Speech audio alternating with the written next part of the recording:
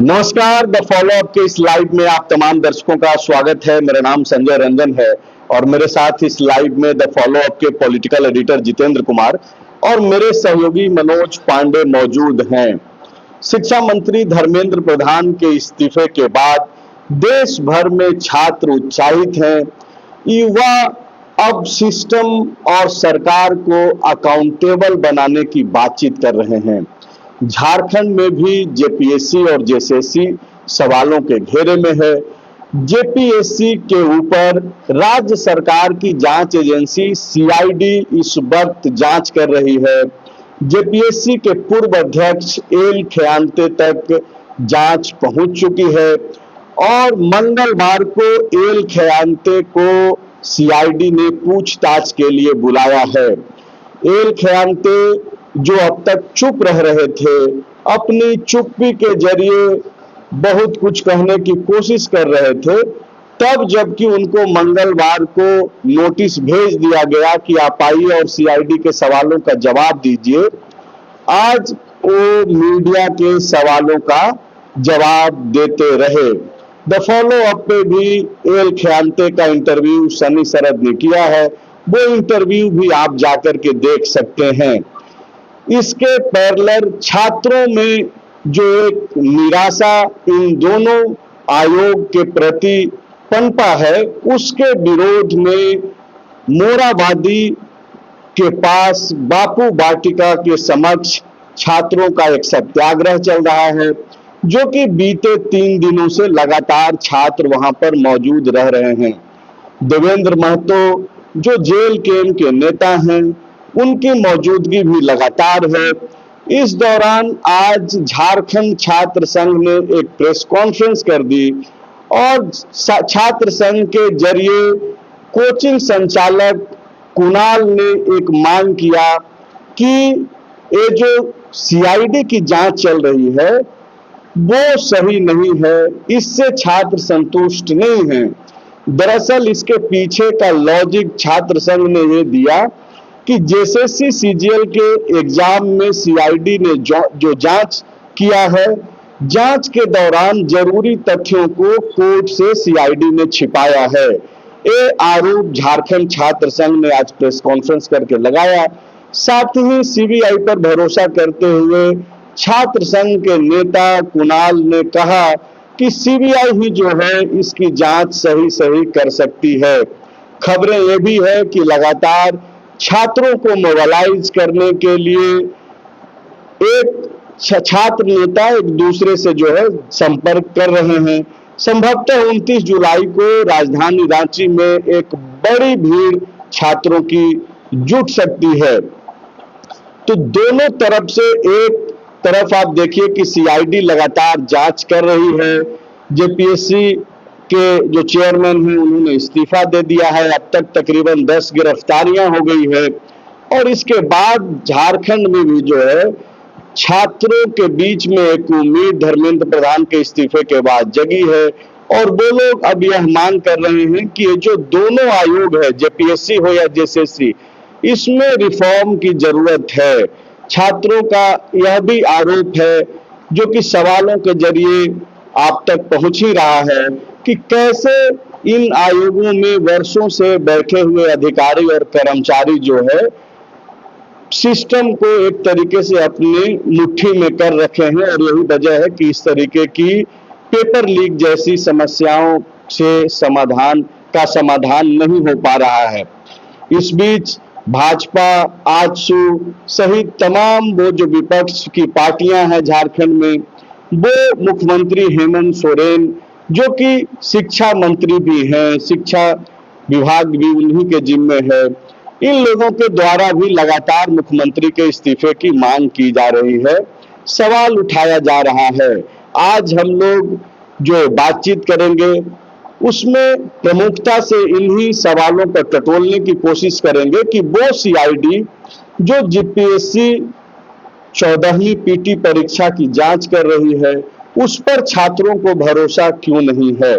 तो मेरा सर पहला सवाल आपसे ही है, छात्र जब यह कह रहे हैं कि जेएसएससी सीजीएल की जो जांच हुई और उस जांच के दौरान जो है कई सारे तथ्य छुपा लिए गए। एक तरीके से पहले छात्र जेपीएससी पे आरोप लगा रहे थे, तब तक सरकार और सरकार के सहयोगी दल के लोग ये डिफेंड कहते हुए कर रहे थे कि ऐसा कुछ नहीं है, लेकिन बातें सामने आई, कई ओएमआर जो है सार्वजनिक हुआ और बाद में सीआईडी की एंट्री हो गई।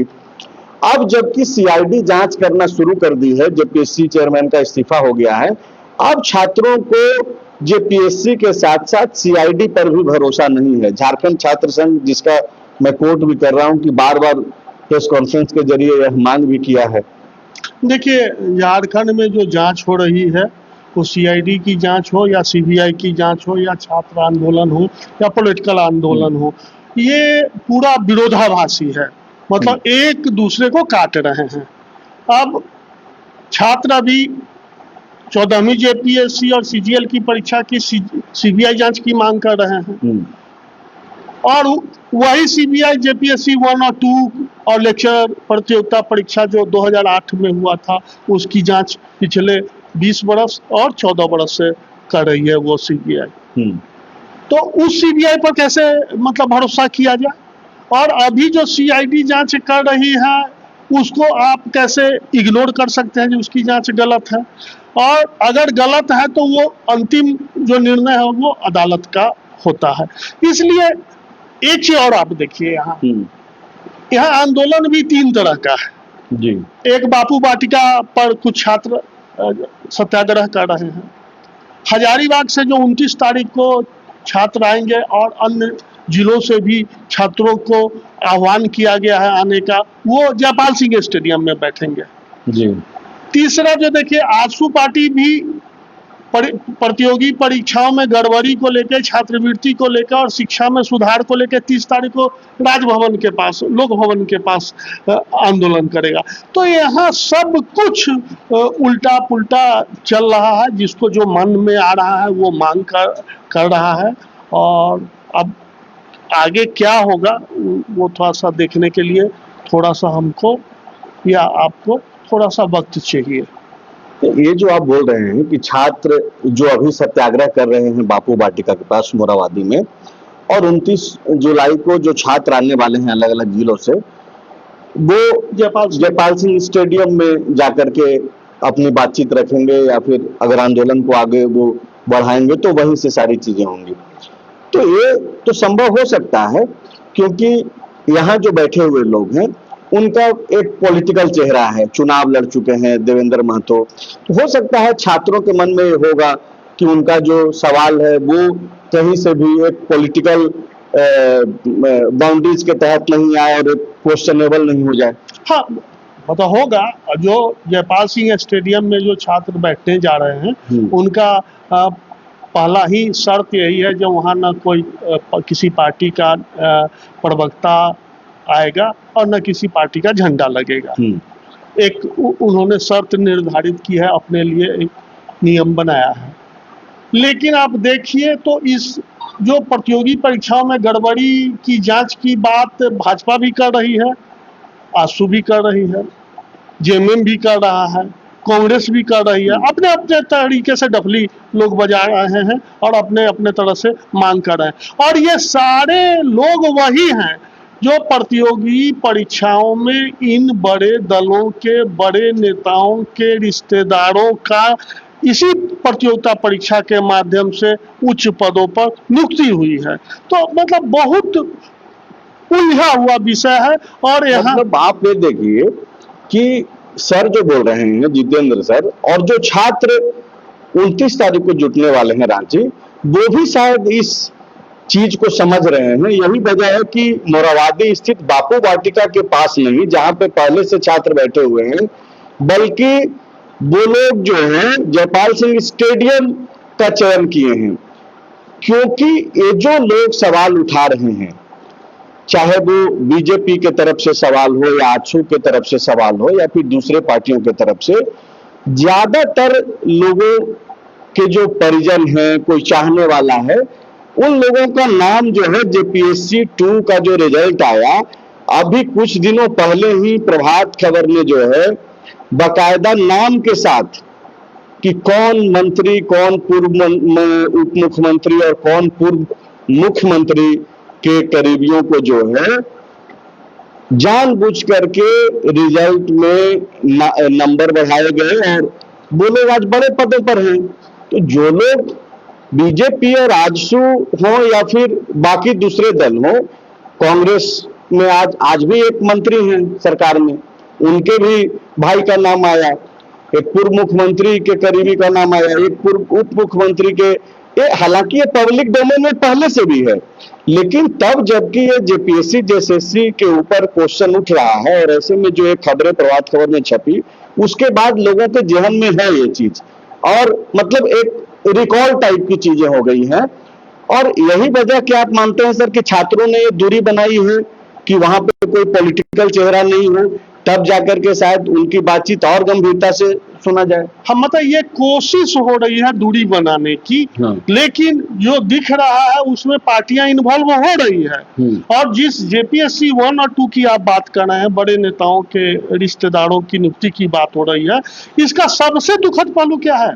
तो सबसे बड़ा दुखद पहलू है जो उस समय का जो विजिलेंस था, इसकी जांच कर चुका है और वो प्रूव्ड कर चुका है कॉपी में जो कैसे 5 को 50 किया गया है, 5 को 57 किया गया है, 11 को मतलब 91 किया गया है, ये प्रूव्ड है। मतलब जो फिर भी वो इस पद पर बने हुए हैं और अभी तक अंतिम कोर्ट उस पर न सीबीआई ने अपनी जांच पूरी की है और न कोर्ट उस पर अपना अंतिम फैसला दिया है। तो मतलब कि सीबीआई जांच से भी सब कुछ स्पष्ट हो जाएगा और सीआईडी की जांच से कुछ भी स्पष्ट नहीं होगा, ये तुरंत से कह देना, जबकि हमारे पास पहले से आधार हैं ऑलरेडी जेपीएससी 1 और 2 का जो हाल हो रखा है कि सब कुछ साबित हो जाने के बाद अब तक चीजें कुछ नहीं बदली हैं। मेरा सवाल पांडे जी से ये है कि पांडे जी, अब तक जेपीएससी के जो पूर्व अध्यक्ष रहे एल खियांते अब तक चुप्पी साधे हुए थे। कल सीआईडी ने जब उनको बुला लिया है तो आज मीडिया के सवालों को उन्होंने जवाब दिया और इस्तीफे का कारण बता दिया कि भाई हम नहीं चाहते थे कि हम इस पद पे बने रहें ताकि जांच प्रक्रिया में कोई भी एक प्रेशर क्रिएट हो। इसको सिर्फ इसी तरीके से आसानी से देखा जाना चाहिए? ऐसा नहीं है क्या? तब एल खियांते जी को बताना चाहिए कि क्या सीआईडी जांच की अनुशंसा उन्होंने की थी? मुख्यमंत्री से आग्रह किया था कि आप, मुझे खबरें मिल रही हैं कि घोटाला हो गया है तो आप जांच करा लीजिए। अगर वैसा उन्होंने किया था तब तो ठीक बोल रहे हैं, अगर उन्होंने नहीं किया था खुद से सीआईडी जांच की मांग, तब तो वो गलत है। मतलब अभी का बयान मैनिपुलेटेड बयान के तौर पे भी देखा जा सकता है। अब रही बात कि जो सीआईडी पे छात्रों का भरोसा नहीं है, उसका कई एक कारण है। जैसे पहले जो सीआईडी की एसआईटी टीम गठित हुई थी सीजीएल को लेकर या जेएसएससी की परीक्षा को लेकर, वो अचानक चेंज हुआ, फिर नया एसआईटी बना, उसमें कई तथ्य आए, फिर अभी उसका जांच चल ही रहा है, उसका फाइनल रिपोर्ट सुप्रीम कोर्ट को देना है। अब जो तथ्य 14वीं जेपीएससी को लेकर आ गए, ये मामला तो सबसे ज्यादा हाईलाइट सिर्फ इस वजह से हुआ, या तथ्य ज्यादा और कारगर इसलिए हुए कि ओएमआर सीट 2 लीक हो गया, सार्वजनिक हो गया। तो वो एक अभी का है और एक बैकलॉग का है। वो दोनों आ गया कि जो बच्चे ने पूरा आंसर दिया भी नहीं था, उसमें सफल भी नहीं था, पर वो मेंस के लिए क्वालिफाई कर गया जी। तो इसलिए अब ये लग रहा है कि कुछ तो ऐसा चीज है जिसको छुपाने की कोशिश हो रही है और आधा सत्य को दिखाने की कोशिश हो रही है। तो चूंकि बच्चों के पास विकल्प नहीं है, भारत में सबसे बड़ी जांच एजेंसी सीबीआई है, इसलिए वो सीबीआई जांच की बात कर रहे हैं। लेकिन जो जितेंद्र जी ने कहा कि सीबीआई ऐसा नहीं है कि हर केस का दूध और पानी का पानी कर दे, ऐसा तो ट्रैक रिकॉर्ड है नहीं, और वो एक लेंदी प्रोसेस है। तो कहता है justice delay is justice denied. तो जो आज सेकेंड जेपीएससी, थर्ड जेपीएससी या जो जेपीएससी, आपको याद होगा कि उस समय जब मामला पहुंचा था हाई कोर्ट, तो हाई कोर्ट ने एक सिर्फ विकलांग महिला को छोड़ के सबकी बर्खास्तगी का आदेश दे दिया था जेपीएससी में। लेकिन वो मामला सुप्रीम कोर्ट में गया और स्टेटस को लग गया कि अचानक से इतने किसी राज्य के को कैसे निकाला जाए। उसके बाद सीबीआई को कहा गया कि प्रॉपर इन्वेस्टिगेट कीजिए। अब जाके 2026 और 25 में सीबीआई उसमें चार्जशीट कर रही है और लोग जो काम कर रहे हैं उनको टाइमली अपना प्रमोशन भी मिला, कई एक IAS IPS भी हुए या जो भी है, और उसमें वो लोग बेल ले रहे हैं। तो अब क्या फैसला आएगा सुप्रीम कोर्ट का? क्या अगर इनको फिर से बर्खास्त कर दिया जाएगा, एक सब को जो काम कर रहे हैं ऑलरेडी सेकंड जेपीएससी से मतलब वो लोग, उनसे जो वेतन मद में भुगतान हुआ उनका रिकवरी होगा, या फिर ये एक इतना बड़ा भूल मान लिया जाएगा कि इसकी सिर्फ हिदायत देकर कि पुनरावृत्ति ना हो इसलिए सबको मर्सी ग्राउंड पे छोड़ा जा सकता है। आपको याद होगा कि इसी तरीके का मामला एक यूपी में आया था जहां सरकार उलझ गई इतना शिक्षक के मामले को लेकर, तो फिर उसने कहा कि ठीक है हम जो बने हुए, चूंकि इनका करियर का सवाल है, उम्र चला गया है, इसलिए आग्रह किया कि इनको रहने दिया जाए। तो सीबीआई जांच इसलिए छात्र मांग रहे, घूस दे करके भ्रष्टाचार के जरिए, पैरवी के जरिए जो बना है उसको भी आप पे बोल रहे हैं कि छोड़ दिया जाए, इस टाइप का आधार ऑलरेडी यूपी में बना है। हाँ, क्योंकि उनका उम्र 55 साल हो गया, 60 साल हो गया। सजा तो 90 साल वालों को भी भेजा जाता है। तो वो इंडिविजुअली जिसमें सिस्टम की गलती होती है उसमें तो आप भी ये बताइए पांडे जी, ये जो क्या अब ये लग रहा है कि एल खियांते गिरफ्तार हो जाएंगे कल? क्योंकि आप ये देखिए कि विनय चौबे जो बेहद करीबी रहे मुख्यमंत्री हेमंत सोरेन के, वो भी जब शराब घोटाले मामले में जब उनसे पूछताछ के लिए उनको बुलाया गया एसीबी के पास, पूछताछ के बाद उनकी गिरफ्तारी हो गई थी। क्या आपको लग रहा है कि अब तक सारी चीजों को देखते हुए, पहले इन्होंने इस्तीफा दिया, फिर इनके घर में छापेमारी हुई, फिर इनके चैम्बर तक जेपीएससी ऑफिस में जाकर के छापेमारी हुई, अब कल इनको पूछताछ के लिए बुला लिया गया है। कल पूछताछ के बाद क्या इसकी संभावनाएं बढ़ गई हैं कि एल खियांते कल गिरफ्तार कर लिए जा सकते हैं? देखिए, फिलहाल मुझे इसकी संभावना कम लगती है। अनुभव के आधार पे मैं ये कह रहा हूँ, कोई ना मैं ज्योतिष हुआ ना सीआईडी के अधिकारियों से बात हुआ है, क्योंकि एल खियांते की गिरफ्तारी इस आंदोलन में आग में घी की तरह काम करेगी। दूसरी बात, ये तो राजनीतिक दृष्टिकोण से आप बोल रहे हैं तो ना? सरकार का तो राजनीतिक ही दृष्टिकोण रहेगा ना। दूसरी बात में भी अगर राजनीति एक के दृष्टिकोण से भी अगर देखा जाए तो दूसरा पहलू तो ये है ना कि ये जो छात्र अभी उबले हुए हैं, जो गुस्से में हैं, आंदोलित हैं, उनके बीच में भी तो एक मैसेज जाएगा कि जेपीएससी चेयरमैन तक को नहीं बख्शा गया, कार्रवाई हुई। बच्चे आजकल जो डिमांड कर रहे हैं उस पे अडिग रह रहे हैं। दिल्ली का हम आपको बता रहे हैं, धर्मेंद्र प्रधान ना तो एग्जाम लिए ना, लेकिन उनको इस्तीफा देना पड़ा, जबकि उन्होंने कैंसिल किया नीट का एग्जाम, फिर दिया, फिर बच्चे क्वालिफाई किए, जश्न भी मना रहे, वो भी विजुअल है, पर बच्चों ने अकाउंटेबिलिटी शिक्षा मंत्री पे तय कर दी। अब ये कहेंगे कि चूंकि ये यहाँ के चीफ सेक्रेटरी रह चुके हैं, बड़े रैंक के अधिकारी रह चुके हैं, तो सीआईडी कैसे इनसे ये करेगी। तीसरा जो सबसे मजबूत कारण है कि उनकी विनय चौबे भी मुख्यमंत्री हेमंत सोरेन के सचिव के पद पर थे। नहीं, विनय चौबे मुख्यमंत्री के कौन करीबी है, उससे सीआईडी को तो आप चूंकि बड़े पद पर रहने के हवाला दे रहे हैं, ये तो मैं वो बोल रहा हूँ कि उनको भी राज्य सरकार की एजेंसी ने गिरफ्तार किया था, तो वो तो गिरफ्तार अगर गलत कर रहे हैं तो गिरफ्तार होंगे। नहीं, वो बच्चों में जब तक, देखिए, जब तक जांच एजेंसी को ये लगे कि ये सहयोग कर रहे हैं तब तक तो गिरफ्तारी नहीं होगी। तो आज का उनका मीडिया में बयान ऐसा लग रहा है कि वो सचमुच सहयोग करना चाह रहे हैं निष्पक्ष जांच के लिए। अब रही बात कि उनकी गिरफ्तारी क्यों होगी या विनय चौबे की गिरफ्तारी भी क्यों हुई थी, जब एजेंसी को लगे कि ये बाहर रह के कुछ और खराब कर सकते हैं इन्वेस्टिगेशन को, तब तो ये दोनों फिलहाल पक्ष इसलिए नहीं लग रहा है कि उन्होंने एक पद से इस्तीफा दे दिया, और दूसरा कि उन्होंने मतलब कहा है कि हम सीआईडी के हर सवालों का जवाब देंगे। तो फिलहाल ऐसा मुझे नहीं लगता कि जब तक वो सहयोग करते रहेंगे, सीआईडी को लगेगा कि हाँ ये सहयोग कर रहा है और बाहर रह के भी सबूतों के साथ छेड़छाड़ नहीं कर रहे हैं, किसी को धमका नहीं रहे हैं, तब तक सीआईडी नहीं गिरफ्तार करेगी।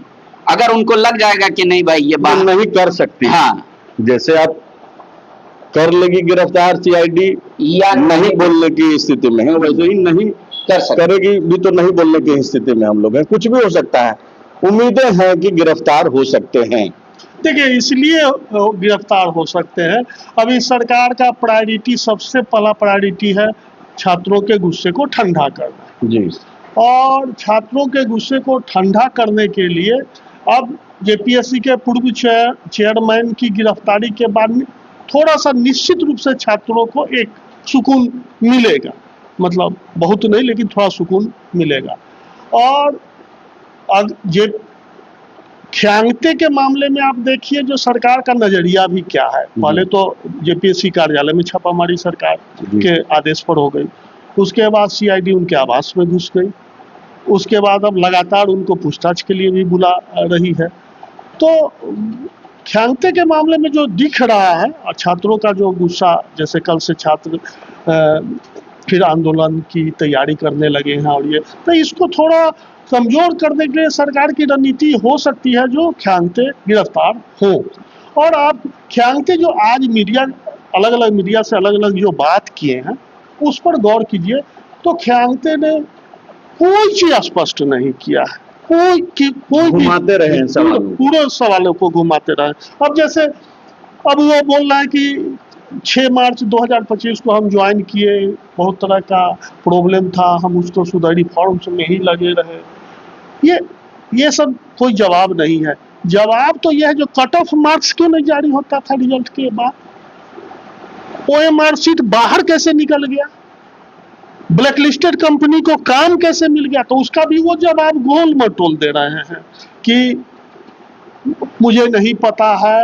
हम मतलब आप इतने बड़े आयोग पे की जिम्मेदारी है जहां से छात्रों का भविष्य है, युवाओं का, और सिर्फ युवाओं का भविष्य नहीं है, वो लोग हैं जो यहाँ से निकल करके फिर स्टेट चलाते हैं, और कौन परीक्षा लेगा, ब्लैक लिस्टेड है कि नहीं है ये भी जानकारी नहीं। दूसरे राज्यों का छोड़ दीजिए, जेएसएससी जो आपके अपने स्टेट का ही एक आयोग है, वहां इसकी जानकारी नहीं है। तो बहुत सारी जो चीजें हैं, हालांकि विपक्ष की राजनीति, सरकार की रणनीति और छात्रों का जो आंदोलन है वो धर्मेंद्र प्रधान के इस्तीफे के बाद से ज्यादा आक्रामक हुआ है।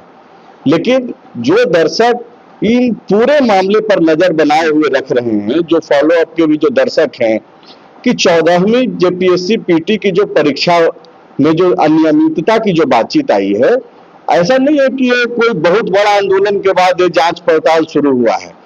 बीते मंगलवार को ही, उसी दिन कैबिनेट की बैठक भी थी, उस दिन ही सीआईडी ने ये छापेमारी जेपीएससी कार्यालय और बाकी के अधिकारी और जो लोग गिरफ्तार हुए, गिरफ्तारी वगैरह हुई है। तो एक चीज तो सरकार की मंशा तो स्पष्ट है कि जहां भी खास करके नौकरी का जो मसला है, छात्रों के भविष्य का जो मसला है, वहां पे कितना भी बड़ा व्यक्ति बैठा हुआ हो, एल ख्यांते जो जेपीएससी के चेयरमैन के पद पे बैठे थे, इसके पहले तो चीफ सेक्रेटरी थे, जाहिर सी बात है कि राज्य सरकार के काफी भरोसेमंद रहे होंगे और उनको बैठाया गया। बावजूद इसके उनके घर तक पहुंची सीआईडी, अब कल बुलाया भी गया है। नहीं, एक चीज बहुत क्लियर है, जैसे टीडीपीएल जैसी कंपनियों का जब भी चयन होता है तो यह सरकारी प्रावधान है जो उस टेंडर में एक शर्त होती है कि आप एफिडेविट के माध्यम से ये हमको बताएं कि आप कहीं किसी भी अन्य राज्य में या किसी दूसरे परीक्षा के संचालन में आप ब्लैक लिस्टेड तो नहीं किए गए हैं। तो इन शर्तों को क्यों मतलब भुला दिया गया? अगर ये शर्त मांगा जाता तो नहीं, एक अपडेट है सर, और एक बड़ा अपडेट है। चूंकि एल ख्यांते ने कहा कि उनको जानकारी नहीं थी कि एजेंसी ब्लैक लिस्टेड है कि क्या है।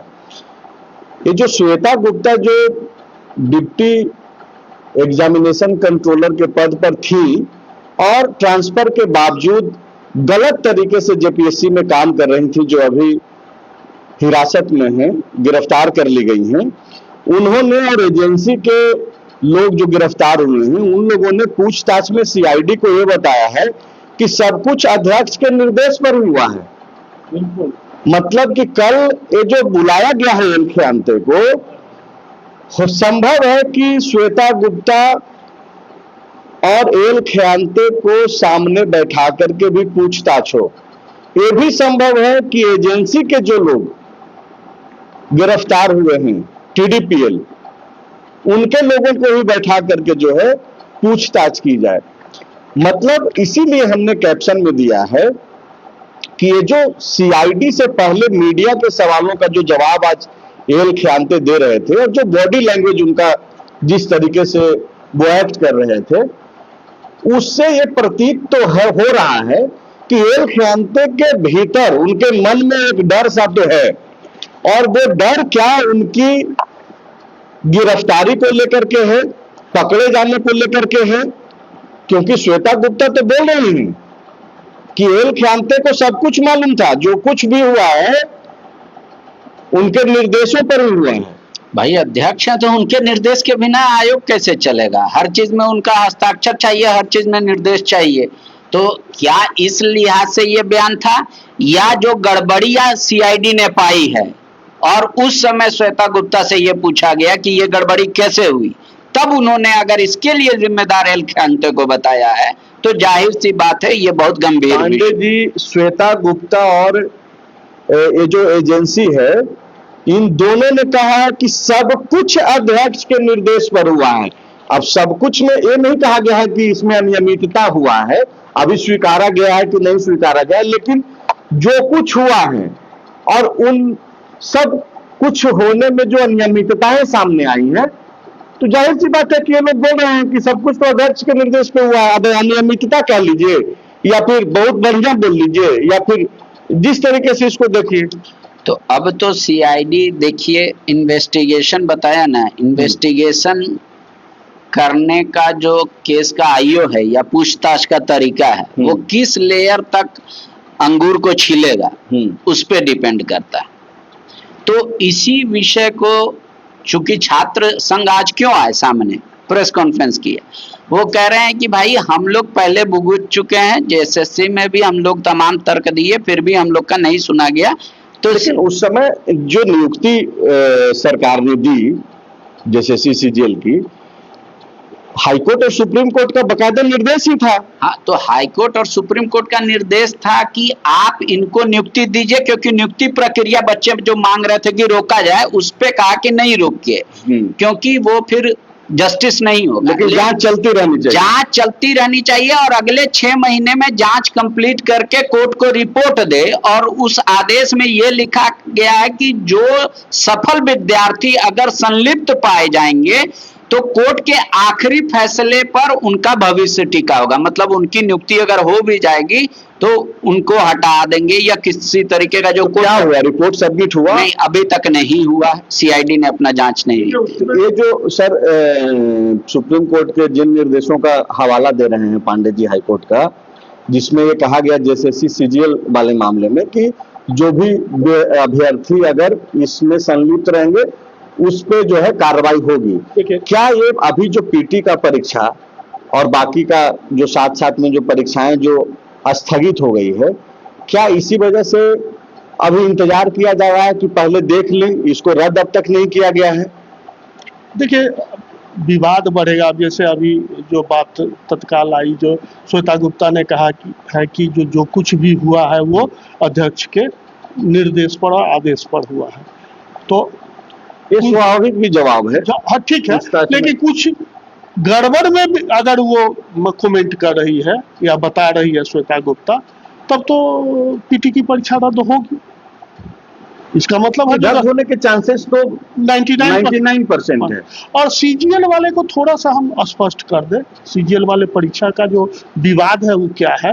विवाद यह है कि संतोष मस्ताना जो वित्त विभाग का एसओ था, वो अपना मोबाइल पर कुछ प्रश्नों को तो वायरल कर दिया था, किसी को शेयर कर दिया था एग्जाम से पहले, और बाद में इसको लेके छात्र उग्र हो गए और जेएसएससी के कार्यालय के बाहर प्रदर्शन किए। मामला जब तूल पकड़ने लगा तो सीआईडी ने संतोष मस्ताना को गिरफ्तार कर लिया और उसके बाद मामला सीआईडी के जांच में सीआईडी जांच करने लगी। हाईकोर्ट में सुनवाई हुई तरलोक सिंह चौहान जो चीफ जस्टिस थे राजेश शंकर की अदालत में, और उसमें सीआईडी ने अपने जांच में यह प्रूफ किया कि जो कई प्रश्न जो संतोष मस्ताना बता रहा है उसमें कुछ ही प्रश्न मिले हैं, इसलिए ये संयोग की बात है, ये प्रश्न पत्र वायरल नहीं किया गया हुआ है और संतोष मस्ताना को सीआईडी गिरफ्तार कर जेल भेज दी।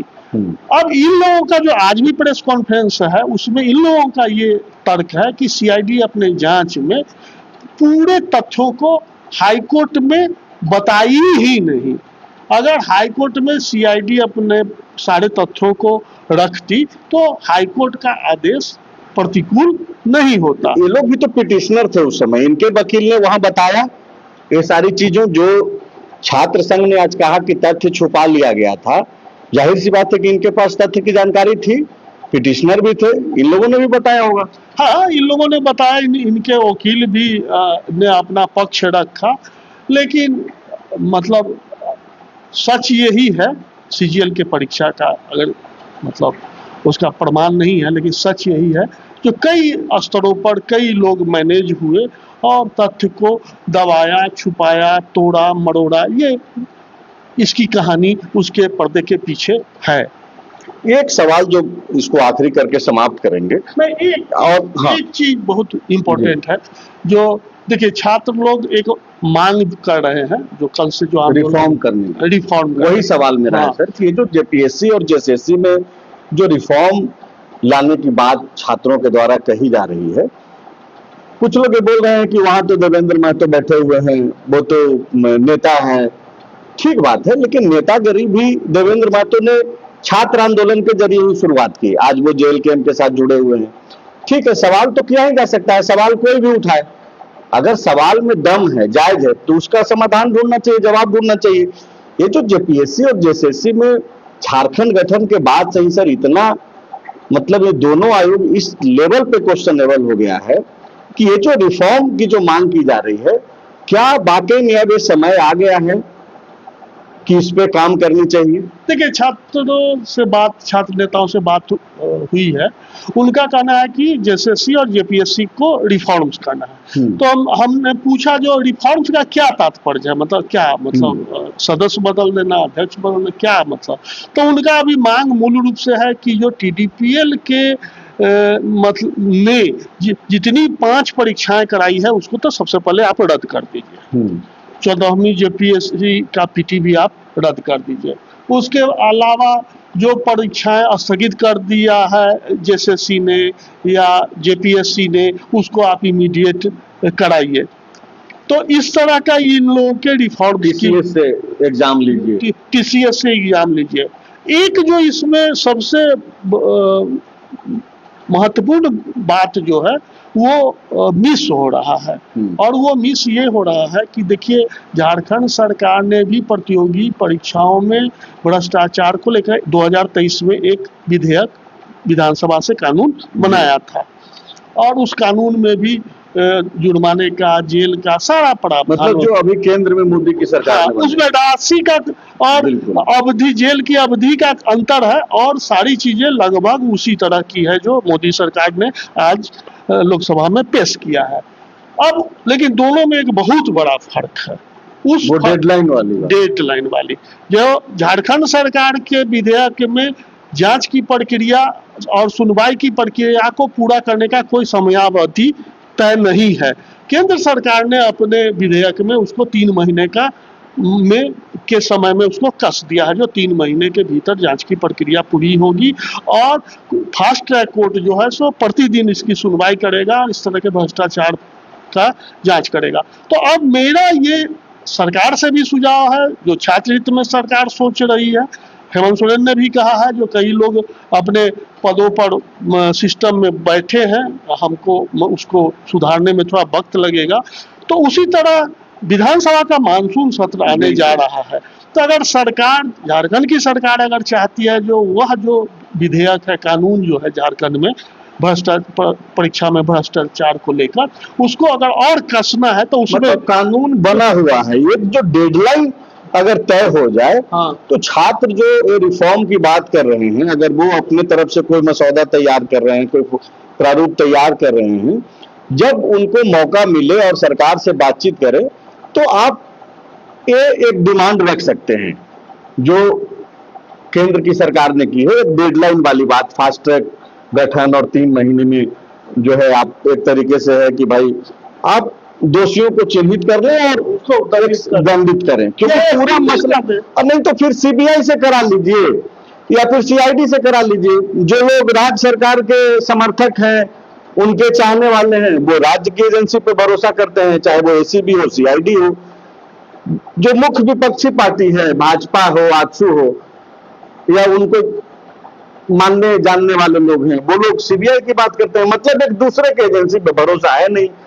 विकल्प क्या है? विकल्प तो यही है कि भाई एक डेडलाइन तय हो, कुछ ठोस जो है कानून जो बना हुआ है उसको और थोड़ा सा कस दिया जाए। वो विकल्प नहीं है। विकल्प ये है कि आप ट्रांसपेरेंसी कैसे लाइएगा। तो हम किसी भी एजेंसी को एग्जाम दे रहे हैं, मान लीजिए लेने, हाँ।